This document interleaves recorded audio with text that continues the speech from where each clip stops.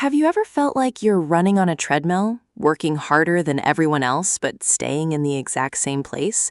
You look around and see people achieving their dreams, hitting their goals, and seemingly winning at life without breaking a sweat. It makes you wonder if they know a secret that you don't. Is it talent? Or perhaps they were just born under a lucky star?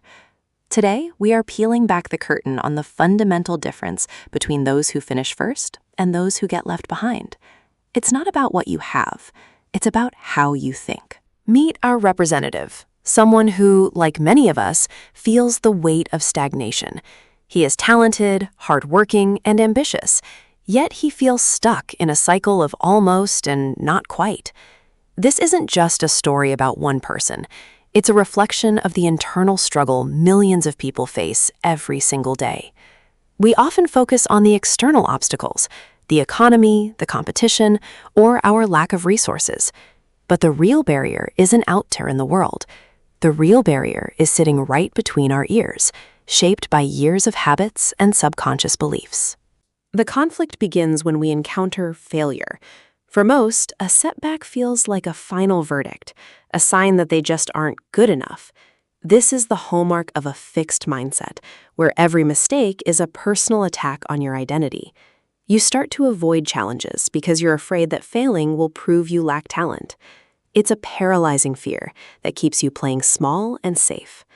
You see a wall and think it's the end of the road, so you stop walking altogether. In this moment of doubt, the inner critic takes over. It whispers that effort is useless and that those who succeed were simply gifted with something you lack. You begin to resent the success of others, seeing it as proof of your own inadequacy rather than a source of inspiration. This mental loop creates a prison of your own making, where the bars are made of "I can't" and "it's too hard." But what if the wall wasn't an ending, but a test of your resolve? What if the way you view this obstacle is the only thing actually stopping you? This is where the shift happens. Winners don't see a wall. They see a puzzle. They understand that intelligence and ability aren't fixed traits, but muscles that grow with strain. When a winner fails, they don't say, "I am a failure." They say, "This approach didn't work yet." It's a subtle but explosive change in vocabulary. The moment you stop seeking approval and start seeking growth, the entire world changes. You realize that every master was once a disaster, and every champion once felt exactly like you do right now. The climax of this transformation is the embrace of the struggle. Instead of running from the pain of learning, winners run toward it. They look at the data of their failures with a cold, analytical eye, looking for the lesson hidden in the wreckage. They know that the aha moment only comes after hours of "this isn't working." It's about grit, resilience, and the sheer audacity to keep going when everyone else would have quit. This is the stage where the mind becomes a weapon rather than a weight. Watch as the energy changes. The stagnation is gone, replaced by a relentless pursuit of improvement. It's not about being the best in the world yet. It's about being better than you were yesterday. The winner's mindset thrives on challenge because it knows that comfort is the enemy of progress. Every time you push through the "I don't want to," you are rewiring your brain. You are building the neurological pathways of a champion, turning effort into a reward in and of itself.